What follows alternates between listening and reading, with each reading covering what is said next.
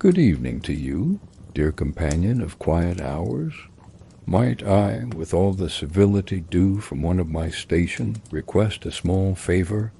If the tale that follows stirs your curiosity or grants you a moment's repose, do consider offering a modest, like sharing this recital with others of refined taste, and subscribing to this humble channel of mine. It keeps the hearth warm and the lamp trimmed, as they say. Permit me a small curiosity. From which corner of the world do you listen? And what hour, bright or dim, finds you here with me? Whether it is the soft blush of morning or the velvet hush of midnight, I hope this story greets you gently and keeps good company in your solitude.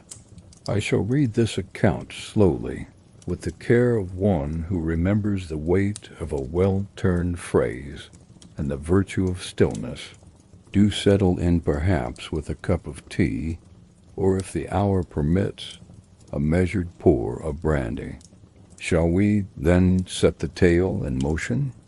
The sea air blew sharp as Georgiana Fielding stepped down from the carriage, her gloved hand lightly resting on the doorframe, as if it might betray her nerves.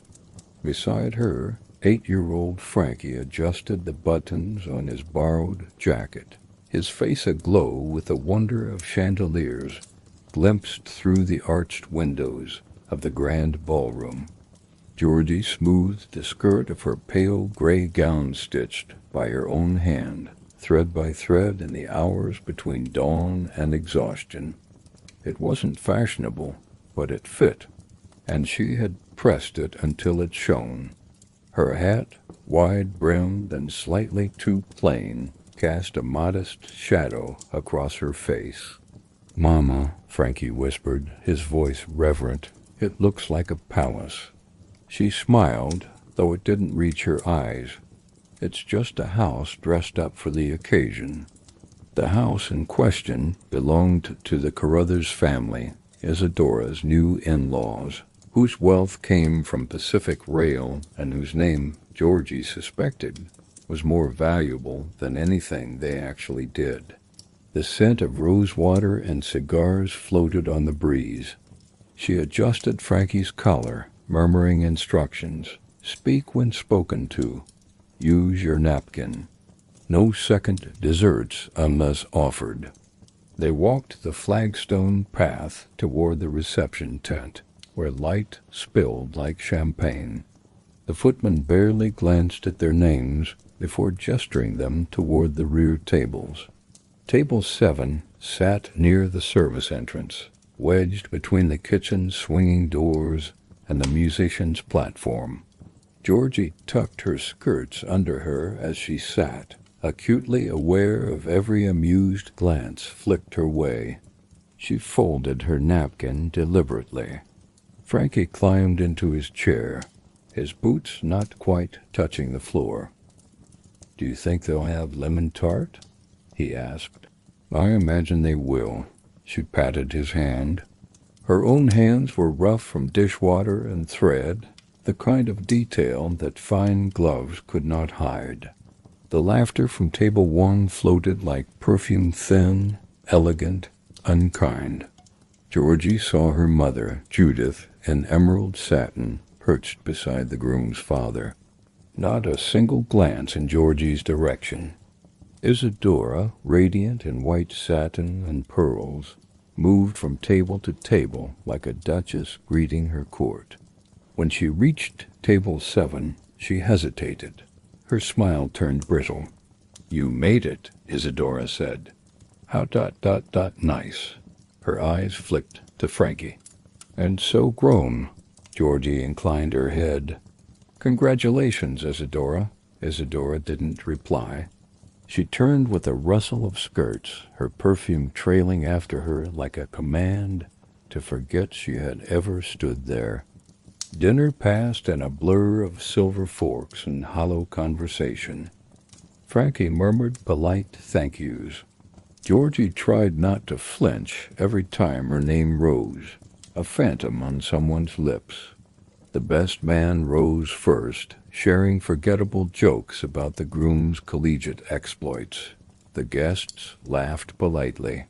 Then Isadora stood. She lifted her glass. I want to thank everyone for being here today.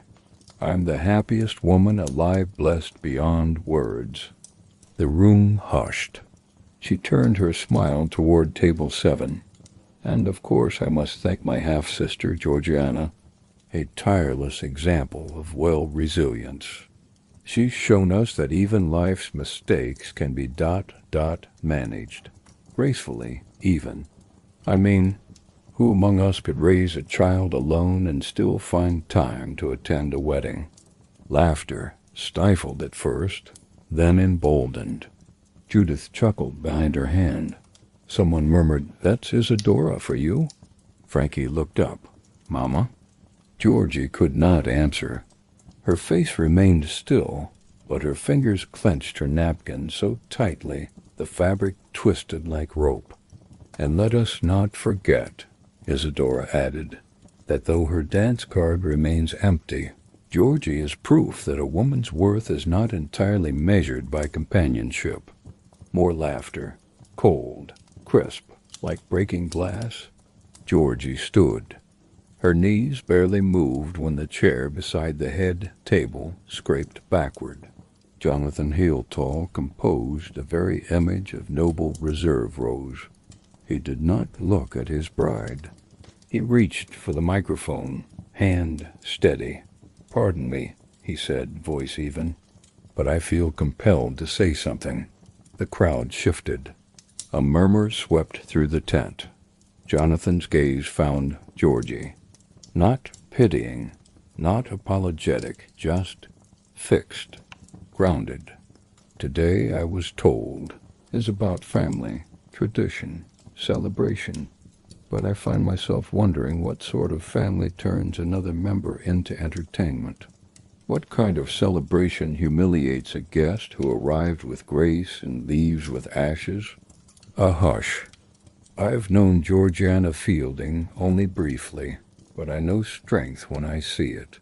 I've seen it in the way she carries herself when no one thanks her, in the way her son looks at her with pride I've rarely witnessed between mother and child.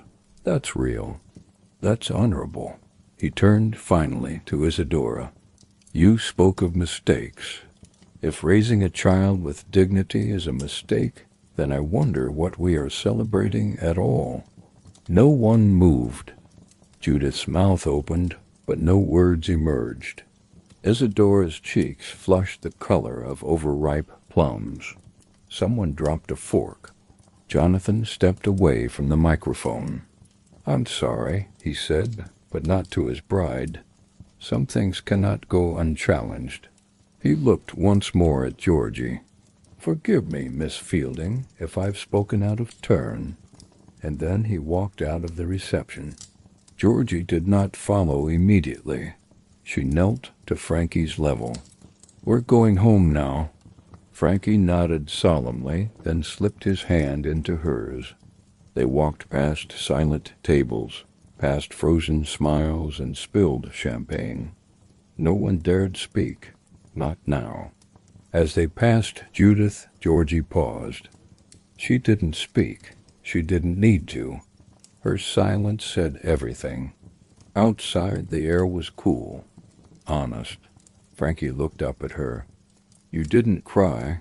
Georgie squeezed his hand. "Not in front of people who don't deserve to see it." They walked down the flagstone path, not looking back. Somewhere behind them, a band of violins tried to resume a waltz, but the notes stumbled like a drunkard in church. They did not stop. And that, my friend, is how it began.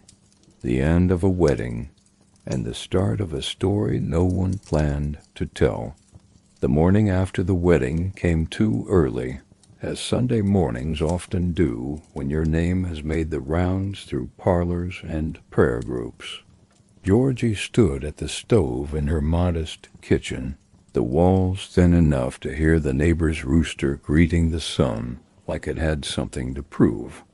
Frankie sat at the table, swinging his legs as he tried to butter toast with too much enthusiasm and not enough skill. Outside, fog from the harbor rolled in like a slow sigh. Georgie stirred the coffee, her thoughts heavier than the thick porcelain mug in her hand. "You think Mr. Holly will marry Aunt Isadora still?" Frankie asked, words muffled by bread. Georgie didn't answer at first. She poured coffee into the chipped blue cup with practiced hands. "I think that's his decision to make, but he was mad, real mad." She smiled faintly. "Some people only get mad when they care about what's right." Later that morning, Georgie stepped into Mrs. Drummond's bakery for the week's bread order. Heads turned before she even reached the counter. "2 loaves of barley, 1 of rye," she said. Mrs. Drummond, a sturdy woman with an apron perpetually dusted in flour, gave her a look too heavy to be casual. "You made quite an exit yesterday," she said, voice low. Georgie kept her hands folded. "It wasn't my intention." "No, but you did it with grace." Mrs. Drummond handed her the wrapped loaves. "Folks are saying Mr. Holly may have left the bride at the altar." Georgie's brows lifted. "That would be a shame." They'd already cut the cake. A snort of laughter burst from the woman behind her in line. Georgie turned, surprised to see Miss Lucinda Holbrook, the mayor's youngest daughter, usually far too refined to be caught in a bakery. "Miss Fielding," Lucinda said, tilting her head, "I do believe you've become the heroine in every drawing-room tale this morning." Georgie offered the faintest curtsy. "Then I fear for the accuracy of those tailies." She returned home to find Judith waiting at her doorstep, gloves on, mouth pursed, shoes too clean for the street. "I expected better of you," her mother said without preamble. "I'm not sure why," Georgie replied, unlocking her door. "You humiliated your sister. You made a scene. You stole attention." Georgie opened the door wide. "If by attention you mean a man's conscience, then I'm afraid I didn't steal anything. He gave it willingly." Judith's mouth twisted. "You've always been bitter." "No," Georgie said, stepping inside, "but I am tired." She didn't invite her in. Judith didn't ask. The door closed softly behind her. That evening, smoke curled from the Carruthers estate chimneys. Someone home, despite the rumors. A hired boy from the estate passed through town, his arms full of unused wedding programs. Word was Jonathan hadn't returned to the house since the reception. By Monday, the society column had printed a single terse update. Mr. Jonathan Hyle left the reception early for matters of business. The honeymoon has been postponed. Georgie read it at the counter of her morning job, folding linens in the back room of the bathhouse. She ran a finger along the edge of the paper, not smiling, not frowning, just noting. Tuesday brought an unexpected knock. Helen Barrow stood in a dark navy coat, her hair pinned but wind-tossed, her eyes as sharp as ever. A war widow, Helen had once stayed at Georgie's boarding house for 2 weeks the winter before. "Can I sit?" she asked. Georgie poured tea. "I heard what happened," Helen said, "and I thought, if they're going to make a spectacle of a woman for standing tall, then perhaps it's time we gave them something worth talking about." Georgie blinked. "You want to start a theater troupe?" Helen chuckled. "No, I want to turn your house into a proper boarding house, for women like me, women like you, judged or just tired." Helen's gaze didn't waver. "Both." That night Frankie showed Georgie a picture he'd drawn in colored chalk. It was their little house, with smoke coming from the chimney. A woman stood at the door holding a loaf of bread. A group of women, 5, 6 maybe, stood outside, smiling. "Are these your ladies?" Georgie asked, kneeling beside him. He nodded. "They're coming." "I heard the lady today say so." Georgie wrapped her arms around him. "Well, then we better be ready." Outside, the harbor fog cleared, and somewhere behind a shuttered estate, a man who had once delivered words like judgment was writing another letter, but this one he didn't sign. It came folded in a plain envelope with no return address left, not in the post, but tucked behind Georgie's front door, slid through the frame by an unseen hand. The handwriting was unmistakable. Jonathan Hayal, spare, elegant, and measured like everything he touched.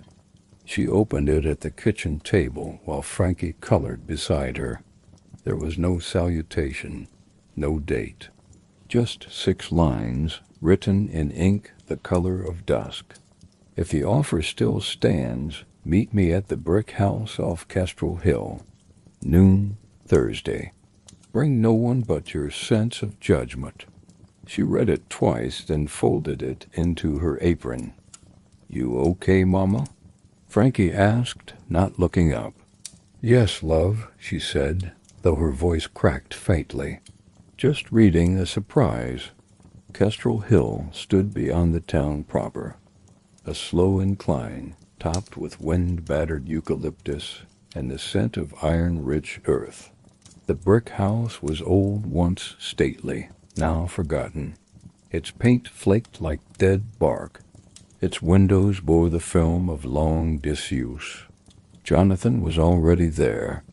He stood at the front steps, coat off, sleeves rolled, clearing brush from the walkway. "You came," he said, as if she'd simply answered a dinner invitation. "I don't like unfinished conversations," Georgie replied. He stepped aside to let her pass. The door creaked open, revealing dust motes and slanting sunlight. "This place was left to me by an aunt," he said. "She kept it as a sanctuary during her years of widowhood. I thought—" He hesitated. It could be that again. For others. Georgie crossed her arms. "And what do you want from me?" He met her eyes. "To manage it. Run it. Build it in your way. No interference. No strings. Just something useful from something broken." The house smelled of dry wood and memory. Old lace curtains fluttered in the breeze like breath. The parlor had a hearth of carved stone, and the kitchen sink was brass and still sturdy. Georgie said little, her fingers tracing the edge of a cracked windowsill. "You'd have full authority," Jonathan said behind her. "Repairs covered. Furnishings yours to choose. I won't set foot inside unless invited." She turned, slow and skeptical. "And your bride? What does she think of this idea?" A muscle twitched in his jaw. "There is no bride." Georgie said nothing. She didn't blink. He continued, "After the reception, I returned here. I've not spoken to Isadora since." They sat on the porch, the wind stiff and honest. "I'll need to bring women in slowly," Georgie said. "Widows first, then working girls if there's room." Jonathan nodded. "Agreed. I choose staff. I oversee the repairs. I determine rent, if any. Yours to set. And if this is some elaborate attempt to win favor—" "It isn't," he cut in. "I don't need your favor. I just believe you'll do more good here than anyone else." She stared at the cracked steps beneath her feet. "I'll think on it," he stood. "Of course, I'll wait to hear." As she walked back down the hill, Georgie did not look back. That night, she stayed up sealing drafts with wax paper and patching window frames with strips of cloth. Not in the Kestrel house hers, but already her thoughts lived halfway up that hill, Helen returned the next day with 3 more women in tow, a seamstress, a nurse, and a cook-all with hollow eyes and calloused palms. "They'll need places soon," Helen said. "They heard about you, from me, from others." Georgie looked at the paper in her apron, the unsigned agreement Jonathan had sent her by courier that morning. Just 1 line of acknowledgment, waiting for her signature. She dipped her pen. By Friday, Georgie stood in the parlor of the brick house again, sleeves rolled to her elbows, hammer in hand. Dust rose with every nail pulled, but so did light. Frankie held the door open while Helen swept. The nurse pried open the pantry. The seamstress measured curtain rods. Outside, Jonathan leaned against the front gate, watching. He didn't speak, didn't enter. Georgie caught his eye through the window and nodded once. He tipped his hat. The wind shifted, and the house began to breathe again. Georgie stood over the iron stove, her skirts tucked up at the waist, sweat blooming under her collar. The kitchen of the Kestrel house had gone silent for too long, its hearth cold, its counters empty. Now it simmered back to life with the scent of boiled soap and rising bread. She stirred the pot of lye with one hand, her other balancing a checklist of repairs that would take a month if luck stayed kind and weather stayed dry. Helen entered carrying a bucket of paint. "If I die in this house," she said dryly, "it'll be from turpentine fumes." Georgie grinned. "We're women. We don't die from fumes. We outlast them." Frankie peeked into the room. "The nurse says the upstairs bedroom smells like old books and skunk." "Then she's describing character," Georgie replied. He disappeared again, a streak of energy and 2 big boots. The Kestrel house, for all its creaks and flaws, now echoed with living sounds, footsteps, brooms, arguments over color swatches. It was becoming something. They tackled the parlors next. One wall bore a water stain in the shape of a lopsided dove. Georgie refused to paint over it. "It reminds me that beauty doesn't need to be perfect," she told the seamstress. "Or symmetrical," the seamstress muttered, pressing damp strips of wallpaper into place. The storm came that night. Rain like thrown nails.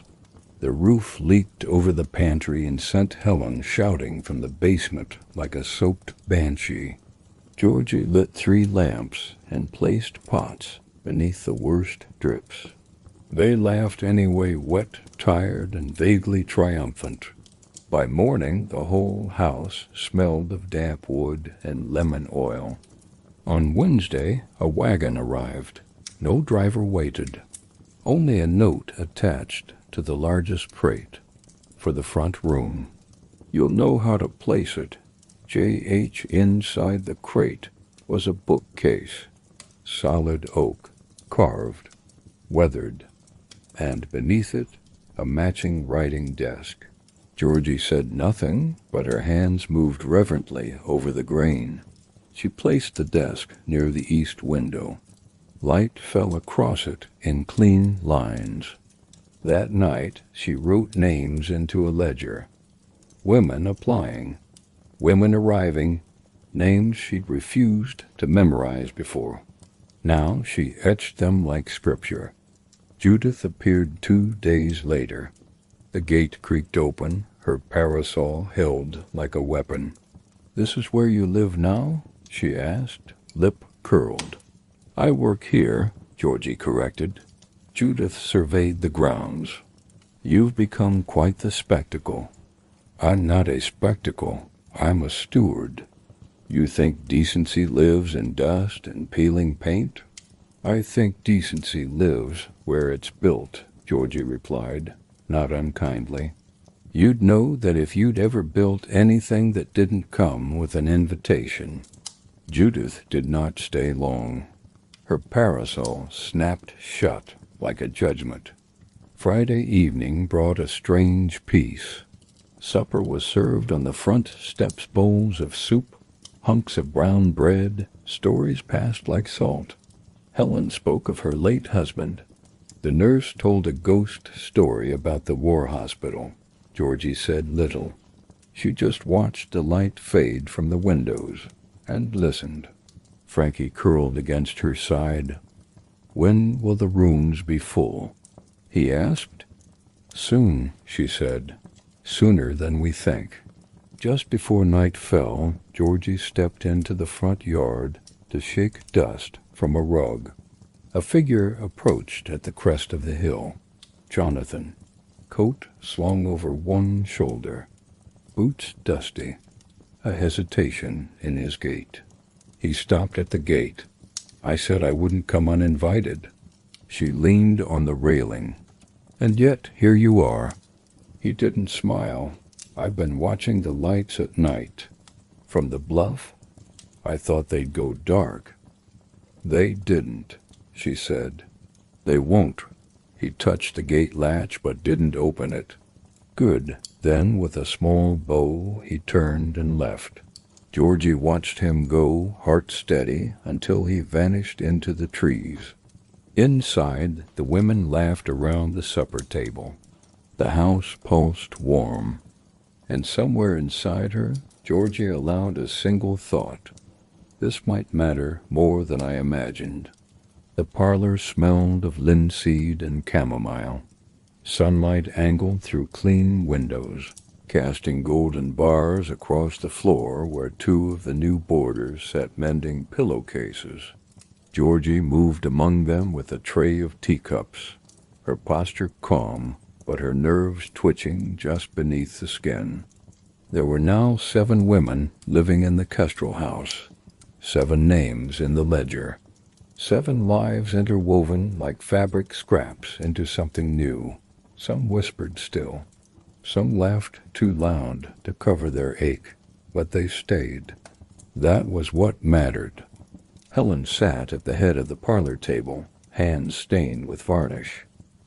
"We'll need another stove if this continues. The mornings are colder than expected."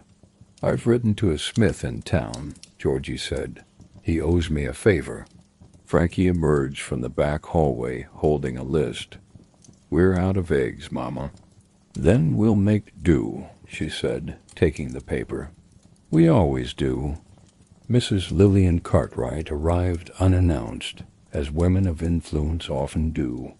She stepped into the entryway dressed in lavender wool, her gloved hands clasped over a reticule heavy with intent. "I was told you've created something interesting up here," she said, her gaze sliding over every imperfection. Georgie offered her tea. Mrs. Cartwright refused it.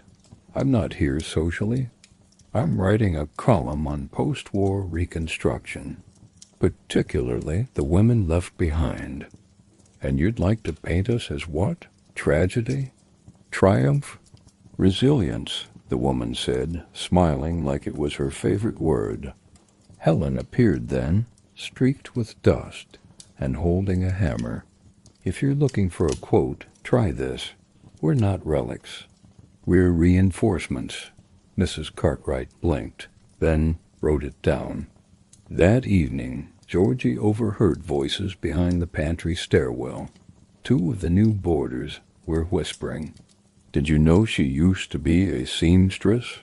One said, "Know only that she has a child and a history with the man who funds this place." Georgie stepped away before she heard more, not out of shame, but out of tiredness. Gossip was currency among women. She simply refused to spend it. Later, in the solitude of the back porch, she sat with her sewing, her fingers trembling slightly.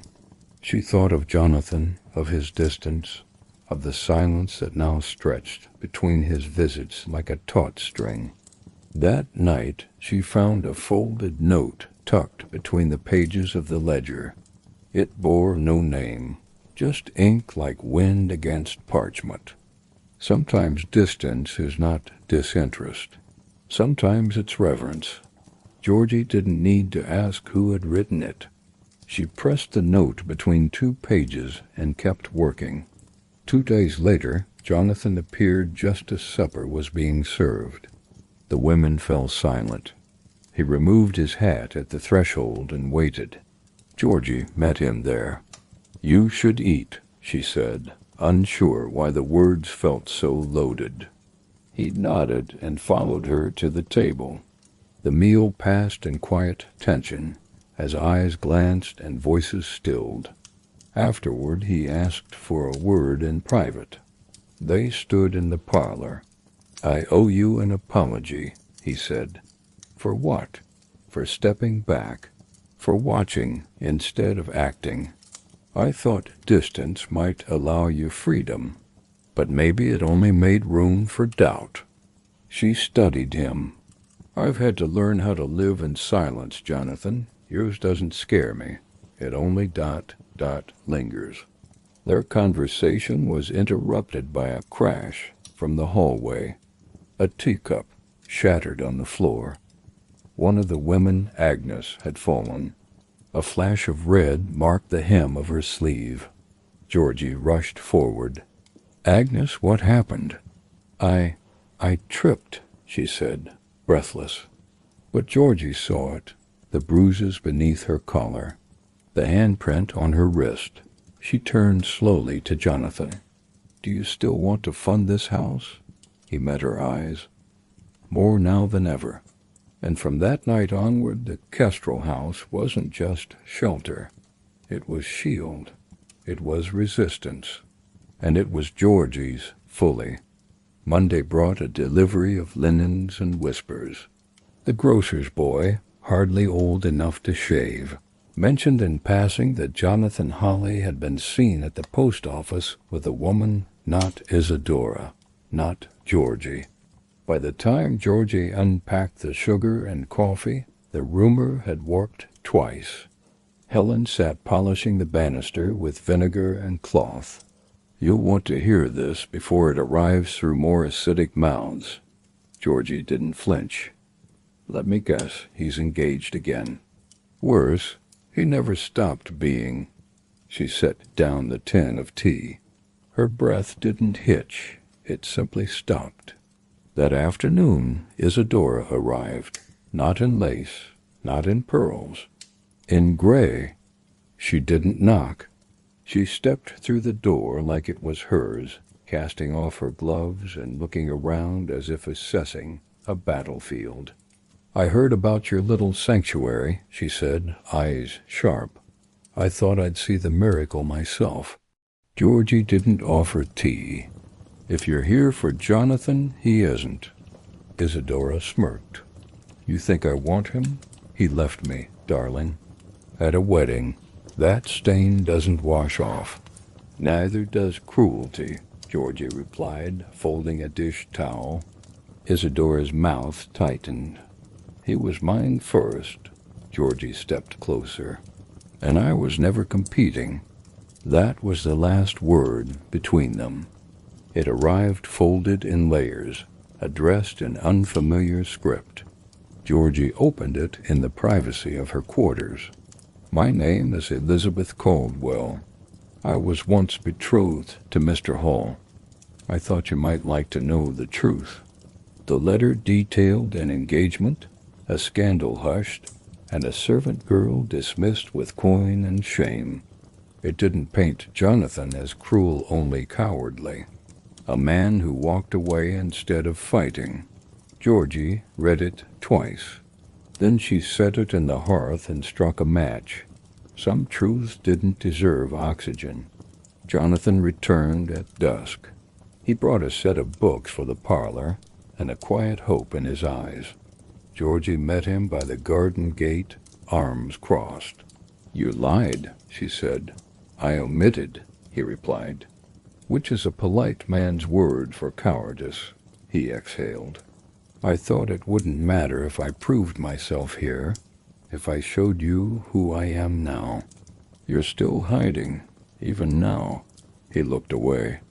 I didn't come to plead. No, she said. You came to plant seeds in a garden you won't tend. She turned and walked away. The gate didn't close behind her. That night, Frankie crawled into her bed with a blanket and a question. Did you love him? Georgie stroked his hair. I wanted to. Why not? She looked at the ceiling. Because love isn't just what you give. It's what you're willing to lose. And he wasn't ready to lose anything. Frankie nodded and fell asleep. Georgie didn't. The next morning, Georgie retrieved a box from the attic. Inside was a dress she'd sewn as a girl ivory, unfinished, meant for a wedding that never came. She laid it on the parlor table. Helen watched silently as Georgie tore it straight down the middle, then stitched it into 2 new garments, one for a child's doll, one for a widow who had nothing fine to wear. She worked through the morning, the afternoon, and into evening, and when she finished, the house held its breath, as if recognizing something sacred had just passed through. The kitchen rose with warmth and yeast, bread dough proofed beneath cotton cloth, and Georgie's hands moved through the morning like a song she'd known forever. She needed the rhythm. After the letter from Boston and the words she could not take back, her heart throbbed like a badly set bone. Frankie sat at the table, his homework spread before him. Can I bring the extra loaf to Miss Weller? After it cools, Georgie replied, and with gloves on. The kitchen door creaked open. Helen entered, flushed from the morning walk to town. You've a visitor coming, she said. A loud one. Georgie wiped her hands on her apron. Name? Isadora. Georgie sighed. Of course. Isadora arrived 10 minutes later in an overstarched blouse and the expression of a woman who'd rehearsed her performance. She stepped into the kitchen like she'd never been dismissed. I've come to apologize, she said, and to clear the air. Georgie set the bowl aside. That depends. Are you here to say something honest or just something loud? Isadora's nostrils flared. You're impossible. No, Georgie said. I'm tired. There's a difference. They stood on either side of the dough, steam curling up between them. I was angry, Isadora said. Jonathan humiliated me and you. I existed, Georgie interrupted, and that was inconvenient. Mother says this house is your rebellion, Georgie smiled. Mother doesn't understand shelter unless it's gilded. Isadora looked down at her gloves. I came here to hate you, Georgie, but you're not hateable. You're irritatingly whole. I'm stitched together, Georgie said. There's a difference. They drank tea in the side room. Frankie brought the cups, solemn and proud. Isadora watched him with a strange look. He's taller, she said. He's braver, Georgie replied. Silence sat between them until Isadora cleared her throat. He wanted you, not me. That was the beginning of the end. Georgie's voice softened. He doesn't want anyone he can't hide behind. Isadora swallowed hard. I still hope he regrets it. He might, Georgie said, but that's his burden. Later that afternoon, Judith sent a note by courier. Its script was tight and slanted. You have embarrassed us long enough.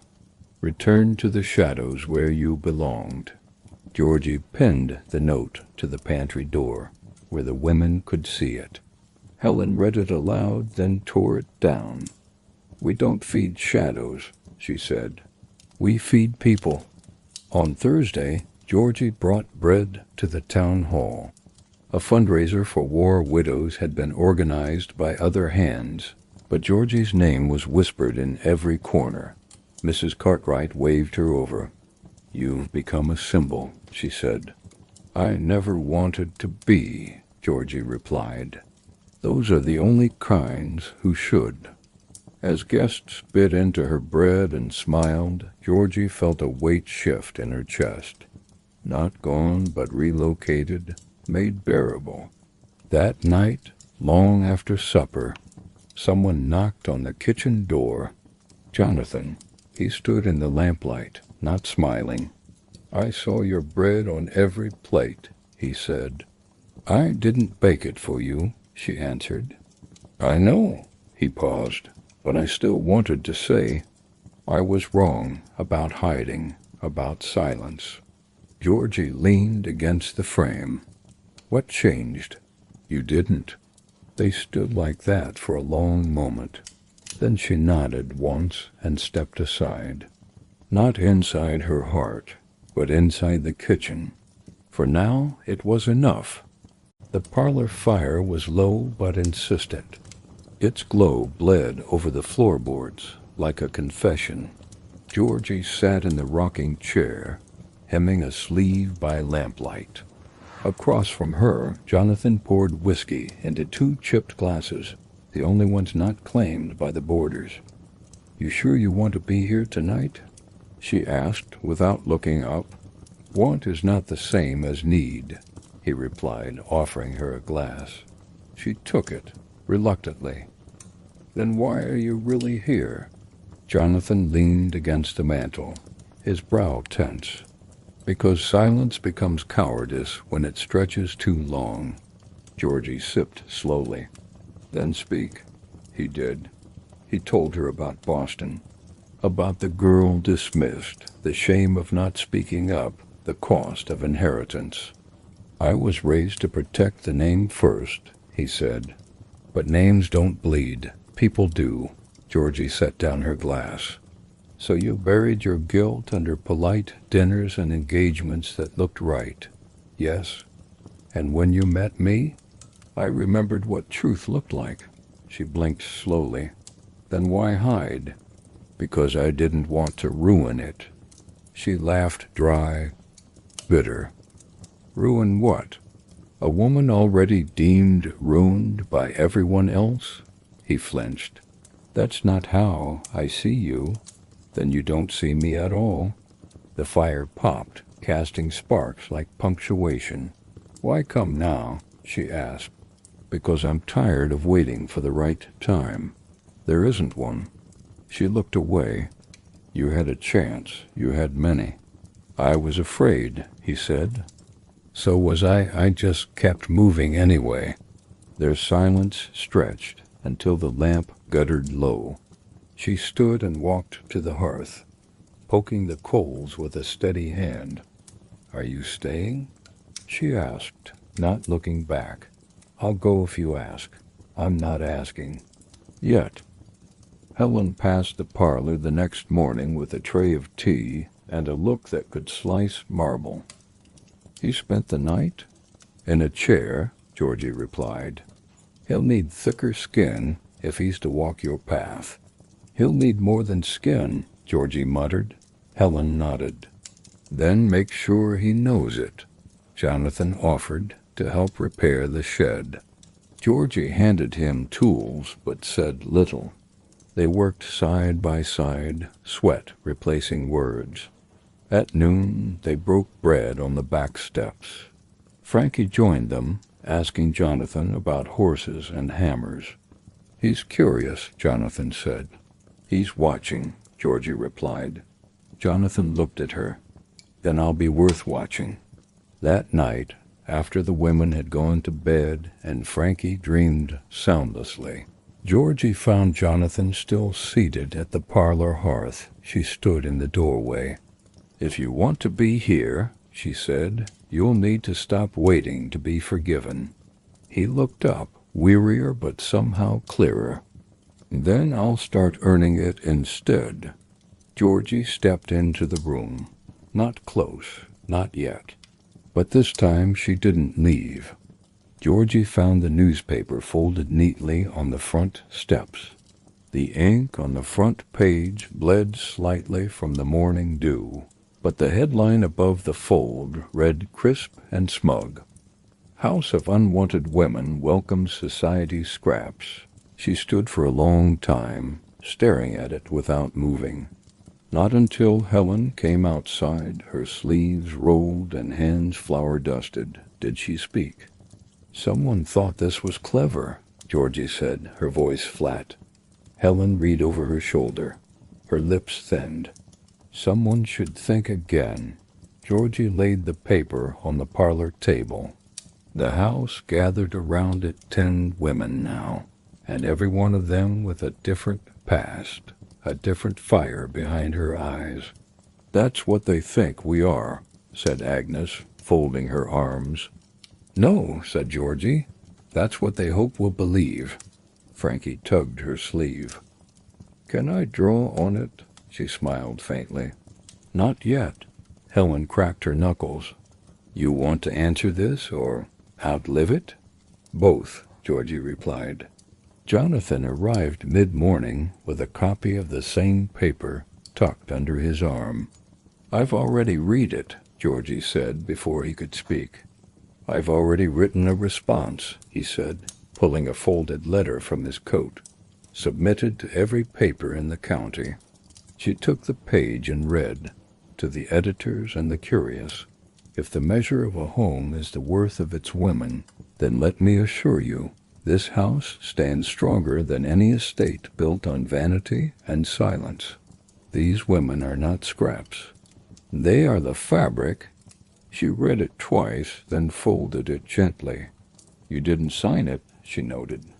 "I did," he said, "just not with ink." Lillian Cartwright arrived by carriage that afternoon, her gloves tighter than usual. "I didn't write it," she said immediately. "My husband's paper runs without my input." "But not without your name," Georgie replied. Lillian nodded. "Which is why I came to ask how I can help undo it." Georgie poured tea. "Start with truth, then keep pouring." Frankie spent the afternoon with chalk and a quiet mission. That evening, just before supper, he pulled Georgie into the front hallway. He had drawn a mural, small, neat, hopeful. 10 women. 1 boy. A brick house under stars. Above it, he'd written, "Not unwanted, just unfinished." Georgie knelt beside him. "You're quite the headline writer." He beamed. "Did I win?" She kissed his cheek. "You changed the story. That's better." The next day, papers across the region printed Jonathan's letter. Some ran editorials. One reprinted Frankie's mural in sketch form. Georgie stood on the bluff that evening, watching the lamps glow in the city below. Helen joined her with a cup of tea. "They know now," she said. "They knew before," Georgie replied. "Now they can't pretend otherwise." Behind them the house bustled with dinner sounds. Laughter, footsteps, the clatter of plates, home. And Georgie, for the first time, didn't brace against the wind. She let it pass through her and stood still. The envelope was heavier than most, its wax seal deep crimson. Georgie held it as if it might sting. The return address bore the city council's mark. Inside was a formal invitation to speak at a public session about post-war aid, housing, and the role of women's shelters. She showed it to Helen that evening over tea. Helen read it once, then twice. "They think we're a model," she said. "No," Georgie replied, folding the letter. "They think we're an anomaly. That makes us a curiosity. Then go show them we're a standard." Georgie sat by the desk that night, pen poised over paper, the candle flickering in rhythm with her nerves. She tried writing what they'd expect, statistics, polite gratitude, vague assurances. Then she ripped the page in half. She began again. "I was never supposed to speak here. Not because I'm incapable, but because I wasn't invited until it became impolite not to." By morning, 5 pages lay beside her, unpolished, unapologetic. She tucked them into her coat. The council chambers smelled of dust and old cigars. Georgie stood at the back, waiting for her name. Judith was in the audience, seated beside a clergyman, and frowning like the whole city owed her an apology. Lillian Cartwright offered a faint nod. Isadora sat further back, unreadable. When Georgie's name was called, the room quieted like a church. She stepped forward. Her boots echoed. Her hands didn't shake. She did not read her notes. She folded them and placed them on the podium. "I'm Georgiana Fielding," she began. "I run a house on Kestrel Hill. 10 women live there. 10 stories you've never heard.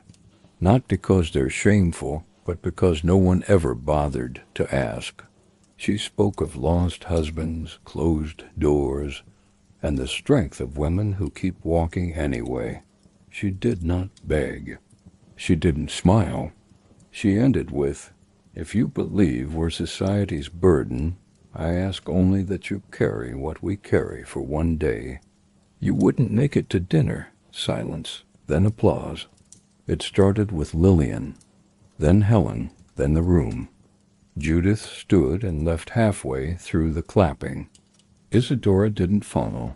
She stayed seated, eyes fixed ahead. Afterward, Georgie walked past the rows without pausing. But Isadora reached out just a brush of fingers across Georgie's sleeve. "You made them listen," she whispered. "For now," Georgie replied. "That's all any of us ever gets." By the next morning, a check arrived. Anonymous, large. The note read only, "For more rooms, more voices." Georgie pinned it to the kitchen door. "We build," she told the women, "until they stop calling us brave and start calling us necessary." And from that day forward, Kestrel House was no longer just a shelter. It was a statement. The attic smelled of mothballs and rain-damp memory. Georgie climbed the narrow ladder one late morning with a lantern in hand and no clear reason. The women were at market, Frankie with Helen, and silence had pressed in too tightly. She hadn't opened the box in years. It was marked only with a scrawl, G. Inside were letters, old invitations, a dried corsage, a swatch of fabric from the first dress she ever made. And at the very bottom, letters, dozens, all unsent, all addressed to Jonathan Hawley. She sat on a crate and read them slowly. Her handwriting shifted over time, bolder, wearier, raw. Some pages smelled faintly of rosewater, others of dust and regret. None had ever been mailed. Most began with fury. Many ended with longing. All of them told the truth. One letter spoke of Frankie's first fever and how she wished for someone just to hold her hand through the night. Another described how it felt to laugh while crying when the roof leaked in winter and the kettle boiled dry. A few were only lines long, like breath caught mid-thought. She lit the lantern higher. One by one, she fed them to the flame. The paper curled and blackened, letters dissolving into smoke that filled the attic like breath, released after too long held. Her eyes didn't water from the smoke. They watered from memory. That evening she found Isadora standing among the marigolds. She held a letter, unfolded, fluttering in the breeze. "It was in the drawer," Isadora said. "From him. He left it behind." Georgie didn't ask how she'd found it. She simply reached out. Isadora handed it over. The letter read, "Georgie, I don't know how to be worthy of you. I only know I ache trying." That was all. "Why bring it to me now?" Georgie asked. Isadora's eyes didn't waver. "Because I want one good thing in our family to last." The marigolds around them swayed. Georgie didn't say thank you. She didn't need to. That night, after supper, one of the younger boarders, Martha, asked Georgie plainly, "Do you love him?" Georgie wiped her hands on her apron. Love isn't just what you feel. It's what you decide to grow again and again in ground that's failed you before. Martha nodded. Then I hope he brings you seeds, not just flowers. Their laughter was quiet, honest, the kind that stitched a moment shut. Later, Georgie found herself replaying that question as she washed the dishes, the scent of rosemary soap and lemon rinds clinging to her skin.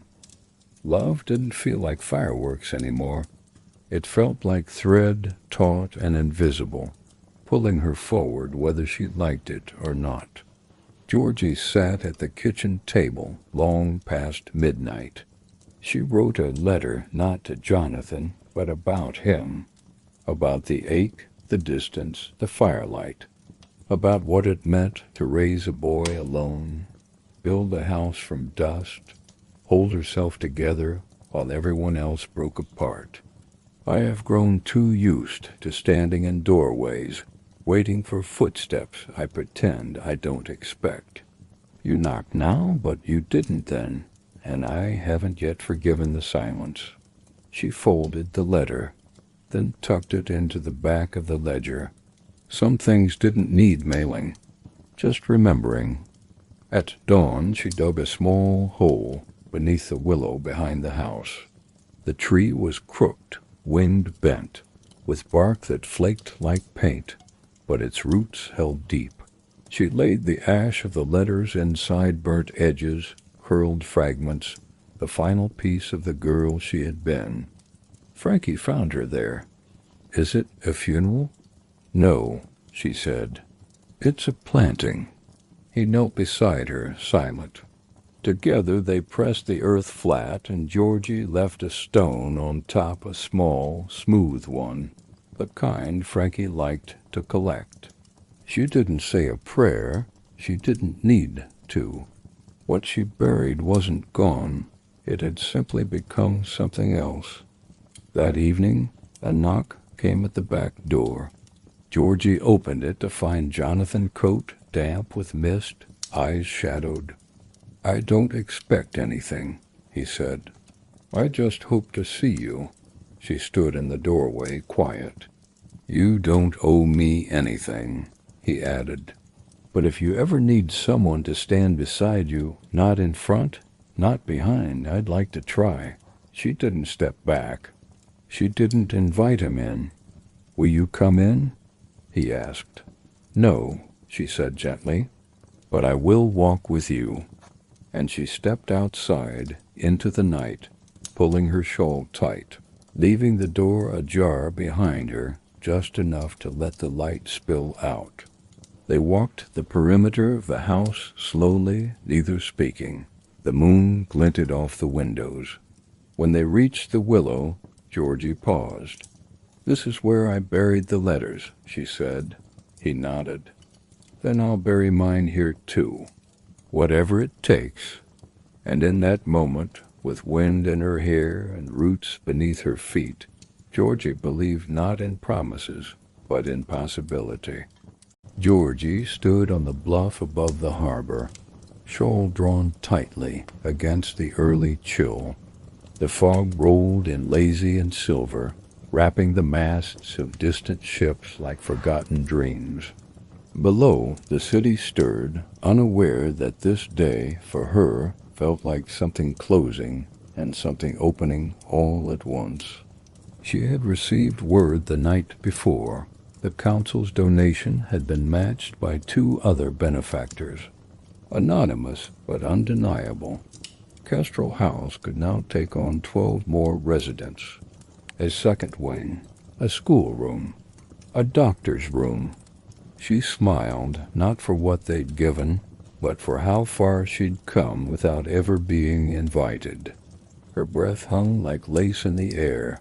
The gulls called overhead, as if to mark the moment. The old harbor, once the edge of her endurance, now felt like her threshold. She spent the morning preparing the last vacant room. It had belonged to her once back when she'd first moved in and called it an experiment. Now it belonged to the women. She washed the linens, beat the rug, opened the windows wide to let in salt and sun. She moved with a kind of reverence, like she was preparing a room for Hope to sleep in. Frankie poked his head in. "Is someone moving in?" "No," she said, "but someone will." He nodded as if it made perfect sense. He was older now, not by years, but by knowing. He no longer needed explanations for kindness. He stepped inside and placed one of his smooth stones on the windowsill beside the lavender. "It's a good room," he said solemnly. Georgie lingered a little longer. She adjusted the pillow, fluffed the blanket again, then sat on the edge of the bed. She remembered sleeping here, heartbroken and back sore, wondering how long she could keep pretending she was brave. Now the quiet felt earned, not empty. She opened the drawer in the knitstand and left behind a note. "Welcome. You are safe here." They held a celebration that weekend, small and simple. No banners, just bread and cider and laughter spilling through the halls like spring. The kitchen was filled with warm rolls, roasted root vegetables, and stewed apples with cinnamon. Frankie had made hand-drawn place cards for every guest. Lillian Cartwright asked Georgie to speak. She declined. Instead, Helen stood, lifting her cup. To the one who didn't wait for permission, who built her harbor without a map, who let us dock when we had no name. The women raised their glasses. Georgie bowed her head, heart loud but steady. She looked around at the women gathered once strangers, now family. Each one of them changed. Later, a young woman from the next town over-approached Georgie near the hearth. "My sister's coming next week," she said. "I hope there's room." "There's always room," Georgie replied. "We just have to make it." As the night drew long, someone found the old phonograph and placed a record on. The music crackled to life sweet, slow, nostalgic. Couples began to dance, and soon the hall was filled with motion. Georgie stood at the edge, watching. Frankie tugged at her hand. "Dance with me?" She laughed, wiping her hands on her skirt. "All right." They danced, slowly, awkwardly, joyfully. And Georgie thought of all the nights she had cried quietly while he slept, thinking he might never have nights like these. Now here he was full of joy, full of rhythm, full of life. After the guests had left and the fire in the hearth crackled low, Isadora found her in the parlor. "I brought something," she said, and held out a small box. Inside were family photographs, some Georgie had never seen. A portrait of their father, eyes kind. A letter from their grandmother. A baby shoe. A brooch shaped like a bird. "I want to put these here," Isadora said. "If you'll let me," Georgie nodded. "You already have." They sat side by side, no longer as rivals or strangers. Just women, scarred and soft, building forward. Isadora leaned her head on Georgie's shoulder, just for a moment. "I'm sorry for the years I spent pretending you were smaller than you are." Georgie touched her hand. "And I'm sorry for letting you believe I couldn't rise." The silence between them wasn't awkward. It was full. "I saw what you did," Isadora whispered. "All of it. I never said it, but I was always watching." "Then you know," Georgie said. "I never stopped," he returned near dusk. No fanfare, no speech. Just Jonathan walking up the hill in shirt sleeves, hat in hand. "I don't want to stand beside you only when it's easy," he said. "I want to do it when it's storming. When the house leaks, when the guests forget to say thank you. She studied him for a long time, and when I don't smile for weeks, then I'll still be here. She reached for his hand, not as an answer, but as a beginning. That night he stayed for dinner. He helped serve stew, carried dishes, washed pots, with sleeves rolled and eyes content. He didn't ask for praise, and Georgie didn't offer it. But she caught Frankie smiling at him as he handed him a warm bowl. Later, in the quiet of the kitchen, Georgie asked, "What changed?" Jonathan replied, "I stopped waiting to be someone else." They sat in the silence that followed, not awkward, but whole. That evening, Georgie, Jonathan, and Frankie walked down to the harbor. The boy ran ahead, chasing gulls. The tide whispered. Jonathan pointed toward a dock. "There's a ferry going to Coronado. No plans, just a ride." Georgie nodded. "Let's go." They boarded with nothing but coats and each other. The boat rocked gently, the sky opening into gold and lavender. Frankie leaned over the railing. "Mama, are we still going home?" Georgie put her arm around him. "We never left." They watched the coastline drift slowly away, the bluff above the harbor painted in amber light. Georgie thought of every step that brought her here. The letters burned, the silences endured, the doors she opened herself.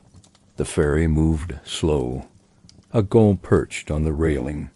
The water reflected soft clouds and slivered moon. Jonathan reached into his coat and pulled out a folded piece of paper. "I wrote you a letter," he said. "Didn't mail it.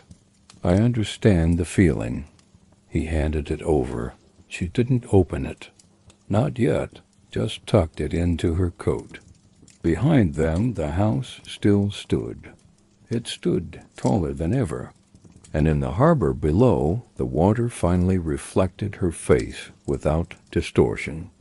Not the daughter, not the sister, not the widow, not the woman once mocked, just Georgiana Fielding, whole and home. And so, dear friends, our tale draws to a close. If you've lingered until the final word, allow me to offer my sincerest thanks. It has been a gentle privilege to share this quiet hour with you. I hope the story brought with it a touch of calm, a soft pause, a thoughtful breath, perhaps the faintest trace of a smile. Until our paths cross once more, be it beside the fire or through a pair of headphones, I wish you peace, comfort, and good company. Another novel shall follow in its time, another evening, another whisper of a world not quite our own. Good night, or good day, whichever finds you first.